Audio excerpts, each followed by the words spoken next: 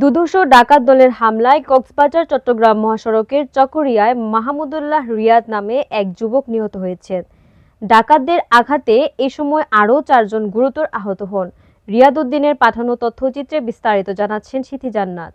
কক্সবাজার চট্টগ্রাম মহাসড়কের চকরিয়া অংশে দুধূর্ষ ডাকাত দলের হামলায় মাহমুদুল্লাহ রিয়াদ নামে এক যুবক নিহত হয়েছেন। এ সময় ডাকাতদের আঘাতে আরও 4 জন গুরুতর আহত হন। বৃহস্পতিবার 18 সেপ্টেম্বর দিবাগত রাত 12টার দিকে উপজেলার ডুলাহাজারা ইউনিয়নের মালুমঘাট এলাকায় এ ঘটনা ঘটে। নিহত যুবক মাহমুদুল্লাহ রিয়াদ উখিয়ার বালুখালীর শিয়ালিয়া পাড়ার বাসিন্দা। 22 দিন আগে তার স্ত্রীও মারা যায়। চকরিয়া থানার ভারপ্রাপ্ত কর্মকর্তা তৌহিদুল আনোয়ার এনএনটিভিকে বিষয়টি নিশ্চিত করেছেন। স্থানীয় সূত্রে জানা গেছে, বৃহস্পতিবার গভীর রাতে মহাসড়কের মালুমঘাট ঢালায় ডাকাত দল রশি টেনে মোটরসাইকেল থামিয়ে আরোহীদের উপর হামলা চালায়। এ সময় ডাকাতদের হাতে গুরুতর আহত হন উখিয়ার মাহমুদুল্লাহ রিয়াদ।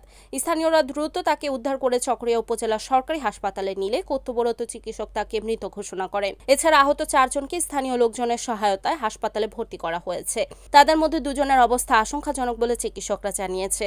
এ বিষয়ে ওসি তৌহিদুল আনোয়ার বলেন, ডাকাতের হামলায় একজনের মৃত্যু হয়েছে। ঘটনাস্থলে অতিরিক্ত পুলিশ মোতায়েন করা হয়েছে এবং জড়িত ডাকাতদের গ্রেফতারের জন্য অভিযান শুরু হয়েছে।